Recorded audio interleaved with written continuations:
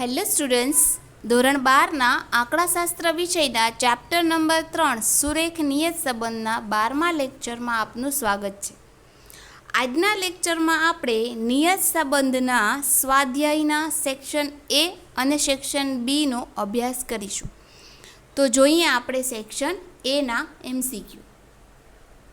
સૌપ્રથમ નીચેને આપેલ બહુવિકલ્પ પ્રશ્ન માટે સાચા વિકલ્પની પસંદ કરો, આવું સેક્શન એ.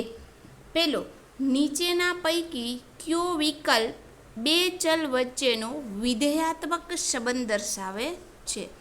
તો વિધેયાત્મક સંબંધ આપણે કેમાં યુઝ કરીએ છીએ? નિયત સંબંધમાં. કારણ કે નિયત સંબંધની વ્યાખ્યા જ દર્શાવે છે કે બે સહસંબંધિત ચલ વચ્ચે વિધેયાત્મક સંબંધ છે. ત્યાંથી જ એની વ્યાખ્યા ચાલુ થાય છે. બીજું, નિયત સંબંધની શ્રેષ્ઠ અન્વયોજિત રેખા કઈ રીતથી મેળવાય છે? તો આન્સર આવશે ન્યૂનતમ વર્ગોની રીત. હવે નિયત સંબંધ શોધવાની રીતો કેટલી છે? બે રીત. એક વિકર્ણ આકૃતિની રીત અને બીજી ન્યૂનતમ વર્ગોની રીત. અહીં બે રીતમાંથી પ્રોપર રીત કઈ છે? તો ન્યૂનતમ વર્ગોની રીત પ્રોપર છે, કારણ કે વિકર્ણ આકૃતિની મર્યાદા એ છે કે નિયત સંબંધનું પ્રોપર માપ મળતું નથી. એની મર્યાદા હોવાથી આપણે ન્યૂનતમ વર્ગોની રીતને શ્રેષ્ઠ રીત કહી છે. ત્યાર પછીનો 3 નંબરનો MCQ, પ્રચલિત સંકેતમાં BYX એટલે શું? તો BYX શું બતાવે છે? આપણે દરેક દાખલામાં નિયત સંબંધાંક b શોધીએ ત્યારે આપણને એમ કીધું છે નિયત સંબંધ રેખા મેળવો. તો કેની કે છે? xની કિંમતમાં 1 એકમનો ફેરફાર કરવાથી yની કિંમતમાં થતો અંદાજિત ફેરફારો એ આપણને BYX બતાવે છે. તમે BYXનું અર્થઘટન પણ કરો છો. આપણે અર્થઘટન આવું હોય કે BYX બરાબર 0.17. તો અર્થઘટન શું કરવાનું હોય કે જો xની કિંમતમાં 1 એકમનો ફેરફાર થાય તો yની કિંમતમાં 0.17 જેટલો ફેરફાર થશે. એટલે કે yની કિંમતમાં b જેટલો ફેરફાર થશે. પછી એ પ્લસમાં હોય તો એને શું બતાવશો? 0.17 જેટલો વધારો થશે. અને માનો કે કિંમત 1.25 આવી તો આપણે શું કહેશું? -1.25 જેટલો ઘટાડો થશે. તો આવી રીતે આપણે એનું અર્થઘટન કરી શકીએ BYXનું. BYX શું બતાવે છે? તો તમારે xમાં ફિક્સ છે, xમાં એક જ એકમનો ફેરફાર થશે, ત્યારે yમાં કેટલો ફેરફાર થશે? b જેટલો. b પ્લસમાં હશે તો વધારો થશે, b માઇનસમાં હશે તો ઘટાડો થશે. આ રીતે આપણે MCQ જોઈ શકીએ. ત્યાર પછી 4 નંબરનો MCQ, નીચેના પૈકી કયો વિકલ્પ સાચો છે? એટલે તમારા સૂત્ર કયું સાચું છે? તો BYX R/SX/SY. આ સૂત્ર શું છે? ખોટું છે. કારણ કે R સાથે સંબંધ કેવો હોવો જોઈએ? SY છે એ ગુણે છે અને SX છે એ ભાગે છે. તો અહીં એ સૂત્ર કયું છે? BYX બરાબર R/SY/SX. ઓકે, જ્યાં R છે ત્યાં સ્ક્વેર આવતા નથી. આ સૂત્રમાં આમ તો સૂત્ર SY/SX જ છે, પણ એ વર્ગ છે. આ પ્રમાણિત વિચલન દર્શાવે છે અને આ શું બતાવે છે? વિચરણ દર્શાવે છે. માટે આ સૂત્ર છે એ પણ ખોટું છે. Okay, curve XY/S² y. પણ અહીં સૂત્રમાં શું મિસ્ટેક છે? છેદમાં S² y ન હોવું જોઈએ, ત્યાં S² x હોવું જોઈએ. તો આપણને BYX મળે. એટલે આ ત્રણેય સૂત્ર છે એ ખોટા છે અને આ એક સૂત્ર છે એ સાચું સૂત્ર છે. તો આ રીતે આપણને સાચું સૂત્ર BYXનું છેલ્લા 4 નંબર ડીનું છે. અહીં નિયત સંબંધ રેખા કયા બિંદુમાંથી હંમેશા પસાર થાય છે? તો આપણે જ્યાં નિયત સંબંધાંક બીના ગુણધર્મ જોયા ત્યાં છેલ્લી લાઈનમાં નોંધ કરેલી હતી. નોંધમાં તમને ક્લિયર કહ્યું હતું કે રેખા કયા બિંદુમાંથી? તો x બાર અને y બાર ત્યાંથી પસાર થાય છે. 6 નંબર, yની x પરની નિયત સંબંધ રેખાના કિસ્સામાં અનુમાનની ત્રુટિ એટલે એરર, અને એરરનો તમને સવાલ પૂછે છે. તો એરરનો શું થશે? એરરનું ફોર્મ્યુલા અંદાજિત કિંમત અવલોકિત કિંમત y અને અંદાજિત કિંમત y કેપ એની વચ્ચેનો તફાવત. એટલે આ આપણી અવલોકિત કિંમત આપેલી કિંમત છે અને આ આપણે અનુમાનિત કિંમત છે જે વાય કેપ લીધી એ બંને વચ્ચેનો તફાવત. તો ક્યાં આપણને વાય માઇનસ વાય કેપ મળે છે? એમાં. તો આપણો જવાબ છે એરર એટલે વાય માઇનસ વાય કેપ. ત્યાર પછી 7 નંબરનું, જો વસ્તુનું વેચાણ એ તેના જાહેરાત ખર્ચ પર આધાર રાખે તો કઈ નિયત સંબંધ રેખાનો ઉપયોગ થાય? ઓકે, અહીં વેચાણ છે એ કેના ઉપર આધાર રાખે છે? જાહેરાત ખર્ચ ઉપર. તો વેચાણ શું થઈ ગયું? કાર્ય. અને જાહેરાત ખર્ચ શું છે? કારણ. જાહેરાત ખર્ચ છે એ કારણ છે અને વેચાણ છે એ કાર્ય છે. ઓકે, તો કારણ છે એ કેવો ચલ છે? નિરપેક્ષ ચલ છે. તો કાર્ય કયો ચલ છે? સાપેક્ષ ચલ છે. નિરપેક્ષ ચલ કયો હોય? એક્સ હોય. સાપેક્ષ ચલ કયો હોય? વાય હોય. તો અહીં આપણે નિરપેક્ષ ચલ પરથી સાપેક્ષ ચલ ઉપર જતા હોય તો આપણને વાયની ખરેખર નિયત સંબંધ રેખા આટલા દાખલા કર્યા, એમાં આપણે જો આ રીતે વાયની એક્સ પરની નિયત સંબંધ રેખા શોધો. તો વાયની, તો વાય આપણું શું છે? વેચાણ. અને એક્સ આપણું શું છે? જાહેરાત ખર્ચ પરની નિયત સંબંધ રેખા. એટલે વેચાણની જાહેરાત ખર્ચ પરની નિયત સંબંધ રેખા એટલે વાયની એક્સ પરની નિયત સંબંધ રેખા. તો આવી રીતે તમને કોઈ પણ એવા બે કાર્ય અને કારણ દર્શાવતા બે ચલ મૂકી અને એ બે ચલ ઉપરથી તમને આ રીતે MCQ પણ પૂછી શકે. તો તમને યાદ હોવું જોઈએ કે કયું ચલ છે એ કારણ છે અને કયું ચલ કાર્ય છે. કારણ ચલ આપણે નિરપેક્ષ કહેશું, કાર્ય ચલ આપણે સાપેક્ષ કહેશું. નિરપેક્ષ ચલ આપણો એક્સ હશે અને સાપેક્ષ ચલ આપણો વાય હશે. અને આપણને યાદ છે કે નિયત સંબંધ રેખા એ વાયની એક્સ પરની નિયત સંબંધ રેખા હોય તો અહીં જવાબ આપણો વેચાણની જાહેરાત ખર્ચ પરની નિયત સંબંધ રેખા હોય. એટલે કે આપણો જવાબ સી રહેશે. ઓકે, ત્યાર પછી આપણને પૂછ્યું છે નીચેના પૈકી વાયની એક્સ પરની નિયત સંબંધ રેખા કઈ છે? એટલે તમને ફોર્મ્યુલા પૂછ્યું છે. દરેક દાખલા 5 માર્કના 3 માર્કના વાયની એક્સ પરની નિયત સંબંધ રેખા એટલે વાય કેપ બરાબર એ પ્લસ બીએક્સ, જેનો ઉપયોગ આપણે દરેક સૂત્રમાં કર્યો છે. તો અહીં જવાબ આપણે સી હશે, વાય કેપ બરાબર એ પ્લસ બીએક્સ. ત્યાર પછી આપણે 9મું MCQ જોઈએ. તો સહસંબંધાંક આરની કિંમત માટે નિયત સંબંધાંકની કિંમત 0 થાય. તો સહસંબંધ આરની કઈ એવી કિંમત છે જ્યારે નિયત સંબંધાંક 0 થાય? તો આપણને હમણાં ફર્સ્ટ ગુણધર્મ, પહેલું ગુણધર્મ જોયું હતું કે નિયત સંબંધાંક માઇનસમાં તો આર માઇનસમાં અથવા આર પ્લસમાં તો નિયત સંબંધાંક પ્લસમાં. એટલે આરની જેવી કિંમત હશે એવી જ નિયત સંબંધાંકની કિંમત હશે. આર પ્લસ તો નિયત સંબંધાંક બી પ્લસ, આર માઇનસ તો નિયત સંબંધાંક બી પણ માઇનસ. તો અહીં જો નિયત સંબંધાંક 0 હોય, નિયત સંબંધાંક શું હોય? 0. તો આર પણ કેવો હોય? 0, કારણ કે બંનેને સેમ વસ્તુ લાગુ પડે છે. ત્યાર પછી બે ચલ વચ્ચેના નિયત સંબંધના અભ્યાસમાં નિશ્ચયકતાનો આંક એટલે શું? તો નિશ્ચયકતાનો આંક એટલે કે આર સ્ક્વેર. નિશ્ચયકતાના આંકને આપણે શું કહીએ છીએ? R square. અને આર સ્ક્વેરનું ફોર્મ્યુલા શું છે? તો સ્મોલ આર સ્ક્વેર. એટલે સ્મોલ આર સ્ક્વેર એટલે શું થયું? સહસંબંધાંકનો વર્ગ. તો નિશ્ચયકતાનો આંક શું દર્શાવે છે? તો નિશ્ચયકતાનો આંક છે એ સહસંબંધાંકનો વર્ગ દર્શાવે છે. અને આર સ્ક્વેર શું દર્શાવે છે? તો કે વાય અને વાય કેપનો સ્ક્વેર દર્શાવે છે. તો એ શું દર્શાવે છે? એ આર સ્ક્વેર દર્શાવે છે. એટલે નિશ્ચયકતાનો આંક એટલે આર સ્ક્વેર અને આર સ્ક્વેર એટલે શું છે? તો કે સહસંબંધાંકનો વર્ગ છે. ત્યાર પછીનું MCQ જોઈએ. જો વાયની એક્સ પરની નિયત સંબંધ રેખા વાય કેપ બરાબર 10 વત્તા 3x, અહીં 10 છે એ એની કિંમત છે અને 3 છે એ બીની કિંમત છે. તો એક્સ બરાબર 20 હોય તો આપણે ડાયરેક્ટલી કિંમત મૂકી શકીએ. વાય કેપ બરાબર 10 વત્તા 3x કીધા છે. અહીં એક્સ બરાબર 20 મૂકવાનું કીધું છે એટલે 10 વત્તા 3 કૌંસમાં 20. તો આપણને જ ખ્યાલ છે 10 વત્તા 20 તેરી 60. તો આપણને વાય કેપ કેટલો મળે છે? 60 ને 10 70. તો વાયની કિંમતનું અનુમાન કેટલું? તો અહીં સી આપણને જવાબ આપ્યો છે. સી કેટલા છે? 70. તો અહીં આપણે ઇઝીલી કિંમત મૂકીને કામ કરી લઈ શકીએ. આ આપણને MCQમાંય પૂછી શકે અને 1 માર્કરમાં પણ પૂછી શકે. ત્યાર પછી 12 નંબરમાં જો વાયની એક્સ પરની નિયત સંબંધ રેખા આવી આપી હોય 2x + 3y - 50 બરાબર 0, તો BY એક્સની કિંમત કેટલી? જોઈએ એનો પણ આપણે દાખલો ગણીને. આ રીતે આપ્યું છે 2x + 3y - 50 બરાબર 0.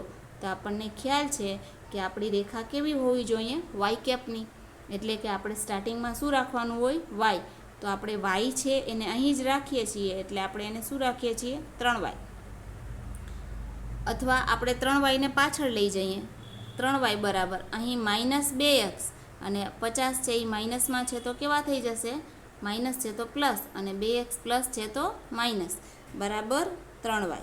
તો અહીં y પણ સિંગલ રાખવાનો હોય. y સાથેના 3 છે એ ક્યાં જશે? સામેની બાજુના છેદમાં જશે.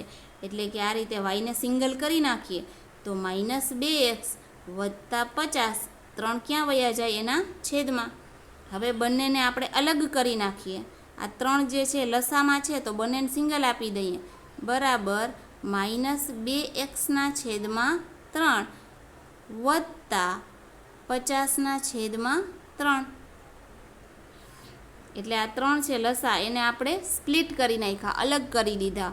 તો x સાથેની જે કિંમત છે એ કઈ કિંમત બતાવે છે? બીની કિંમત બતાવે છે. કારણ કે આપણું વાય કેપ આવું છે, વાય કેપ બરાબર a + bx. તો x સાથેની કિંમત કેની હોય? બીની હોય. અચળ કિંમત કેની હોય? એની હોય. તો આ કિંમત આપણી બીની છે, માટે આપણે b બરાબર કેટલા મળે છે? -2/3. તો આ રીતે આપણે સી આન્સર આવશે, બીની કિંમત. કારણ કે BY પૂછ્યું છે તો બીની કિંમત કેટલી હશે? -2/3. આ રીતે આપણે દાખલો ગણીને આન્સર મેળવી લેવો. ત્યાર પછી 13 નંબર, વાયની એક્સ પરની નિયત સંબંધ રેખા આપી દીધી છે y કેપ બરાબર 30 - 1.5x. જો x બાર, આને x બારને તમારે શું સમજવાના છે? x સમજવાના છે. તો y બારની કિંમત એટલે y કેટલા એમ સમજવાનું છે. તો અહીં આપણે જોઈએ y કેપ બરાબર 30 - 1.5x. એમાં x બરાબર 10 મૂકવાના છે, એટલે 30 - 1.5 કૌંસમાં xની જગ્યાએ કેટલા મૂકશું? 10. એટલે 30 - 1.5 × 10 એટલે કેટલા થઈ જશે? 15. 30માંથી 15 બાદ કર્યા તો આપણને y કેપ કેટલા મળ્યા? 15. તો અહીં પણ આપણો આન્સર શું આવશે? સી. અને સી બરાબર કેટલા છે? 15. એ આપણો જવાબ છે. તો આ રીતે MCQમાં તમને 1 માર્કના દાખલા પૂછી શકે. અહીં 14મો દાખલો છે, એટલે કે 14મો MCQ. જો u બરાબર આ સ્થિતિ છે x - 15/10 અને v બરાબર y - 50/2. એટલે કે અહીં -15 અને -50 એ શું બતાવે છે? a અને b, એટલે કે ઉગમ બિંદુ બતાવે છે. જ્યારે અહીં ભાગાકારમાં 10 અને 2 શું બતાવે છે? માપના પરિવર્તન બતાવે છે. એટલે કે 10 છે એ આપણા cx 10 છે અને cy આપણા 2 છે. તો અહીં માપના પરિવર્તનમાં cx અને cy અને પછી કિંમત આપી છે byx આટલા હોય તો bvuની કિંમત શોધો. જે આપણે આગલા લેક્ચરમાં જોઈ ગયા ગુણધર્મો નિયત સંબંધના, એ ગુણધર્મ આધારિત છે કે ઉગમ બિંદુના પરિવર્તનથી સ્વતંત્ર છે, પરંતુ માપના પરિવર્તનથી સ્વતંત્ર નથી. આપણે એ સૂત્રનો ઉપયોગ અહીં કરવાનો છે. તો આપણે શોર્ટલી ટ્રીક મેં તમને શીખડાવી હતી કે જો MCQમાં પૂછે તો આ બંને જે ભાગાકારમાં છે એ ભાગાકારમાં સ્ટ્રેટ લાઇનમાં લઈ લેવા. એટલે કે byx સૂત્ર શું થશે? byx બરાબર સ્ટ્રેટ લાઇનમાં લઈ લો એટલે ×10/2. આ cx છે એ અંશમાં જશે અને cy છે એ છેદમાં જશે. ડાયરેક્ટલી ગુણાકાર 75/2 એટલે 37.5 એનો આન્સર આવશે. તો આ રીતે આપણે શોધી શકીએ. અને જો આ જ વસ્તુ તમને 1 માર્કમાં પૂછે તો તમારે એનો દાખલો ગણીને બતાવવો પડે. અને તો એ દાખલો આવી રીતે થશે. સૌપ્રથમ તમારે સૂત્ર મૂકવાનું byx બરાબર BVU ગુણ્યા CY અપોન CX. પછી આપણે BVU શોધવું છે એટલે BVU બરાબર શું લખશું? BYX ગુણ્યા CX અપોન CY. અહીં BYX આપણા 7.5 છે એને ગુણ્યા 10/2. એટલે આ રીતે આપણે કામ કરીશું તો આપણને આન્સર મળશે 37.5. અને નહીંતર ભાગાકારમાં સ્ટ્રેટ લાઇનમાં 10/2 કોને? Direct BYX. તો આ રીતે તમને ડાયરેક્ટ જવાબ મળશે. નેક્સ્ટ છે આપણે જો R બરાબર 0.8 હોય તો સાપેક્ષ ચલના કુલ ચલનનો કેટલો ભાગ નિયત સંબંધ મોડેલ દ્વારા સમજાવી શકાય છે.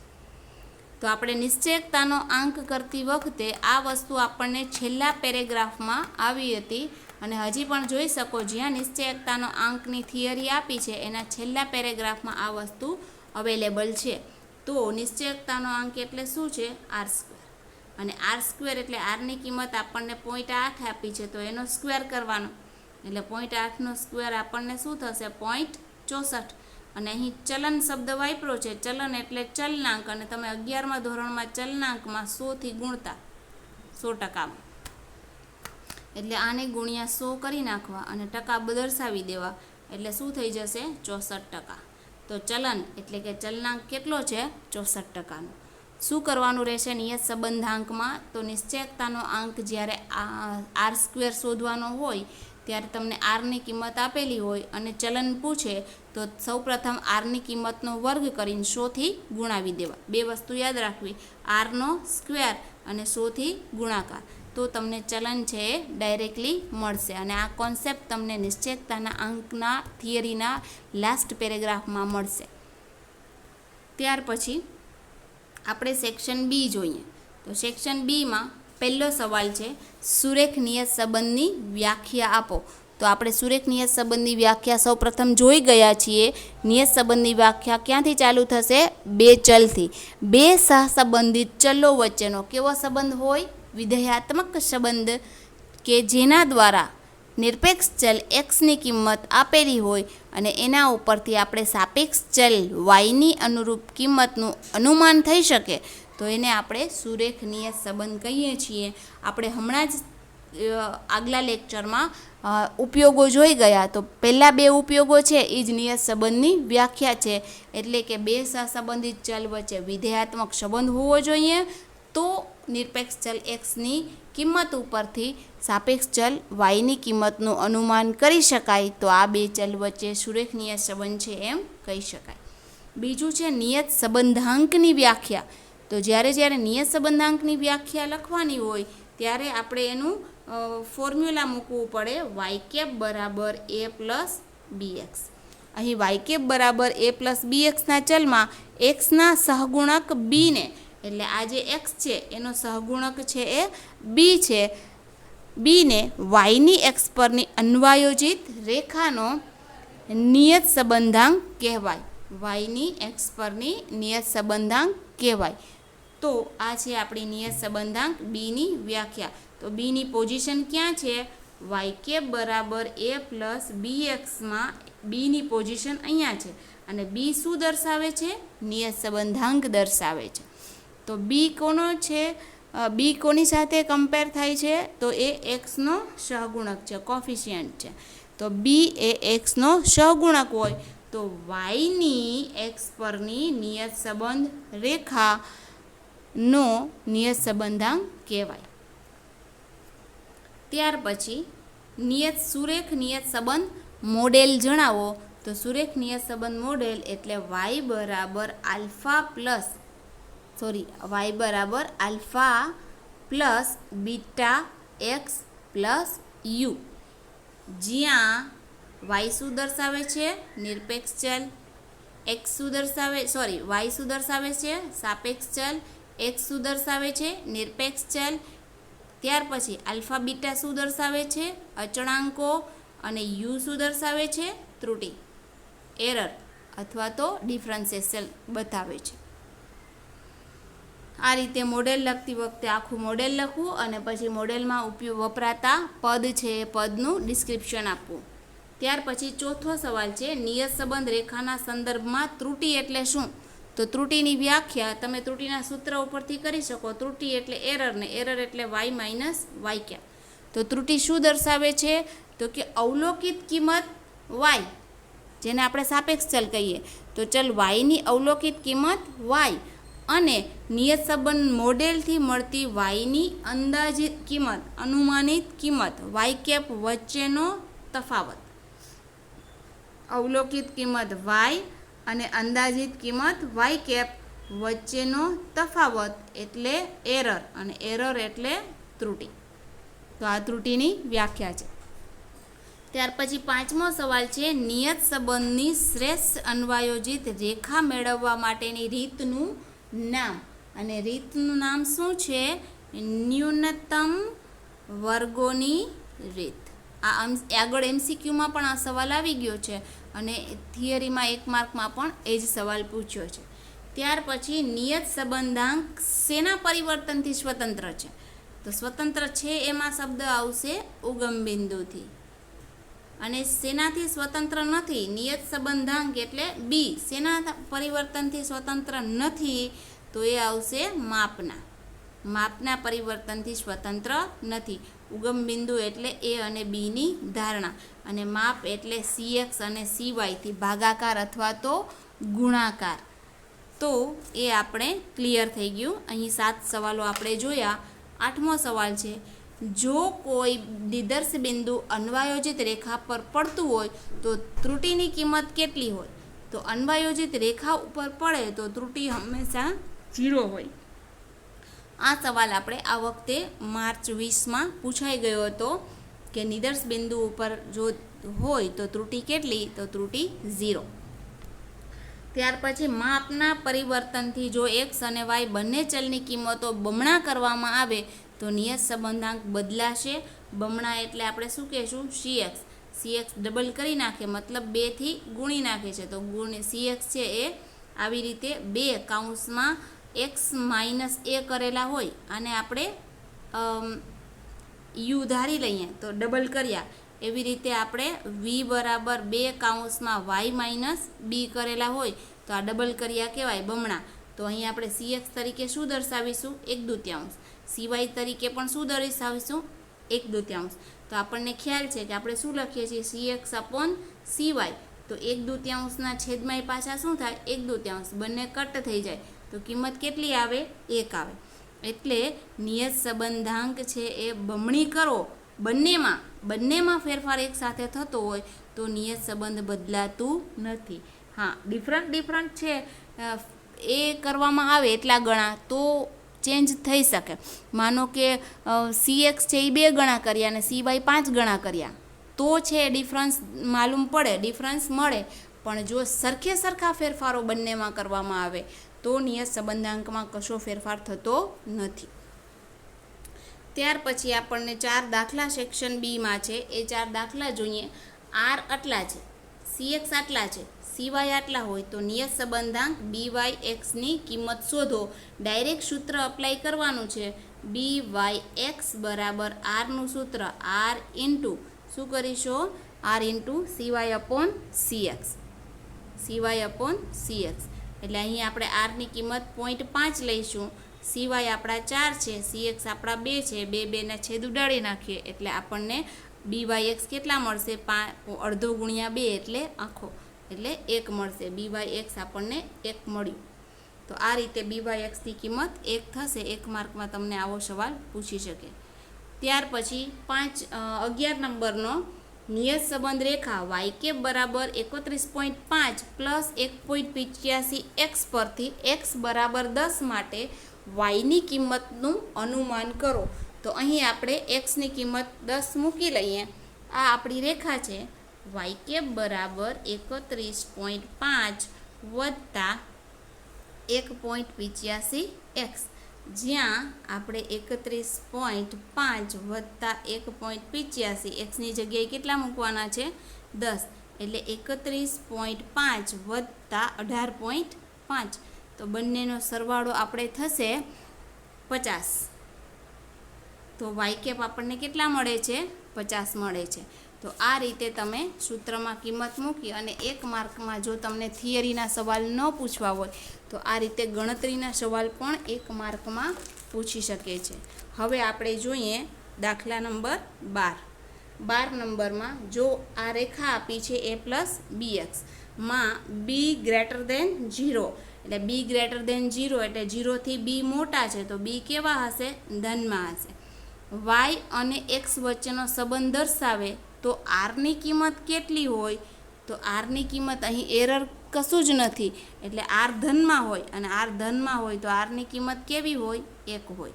આ આપણે જ્યારે નિયત સંબંધાંક b નું અર્થઘટન કર્યું એ લેક્ચરમાં આપણે b ગ્રેટર દેન 0 અને b લેસ દેન 0ના અર્થઘટનમાં આપણે આ વસ્તુ ક્લિયર કરી હતી એ વખતે. તો યાદ રાખવાનું છે કે b ગ્રેટર દેન 0 હોય અને એ બે સંબંધ દર્શાવતા હોય તો r ની કિંમત કેટલી હોય? r બરાબર 1 હોય. સેમ એવી જ રીતે b લેસ દેન 0 આવી કન્ડિશન પૂછે કે b લેસ દેન 0 હોય તો r ની કિંમત કેવી હોય?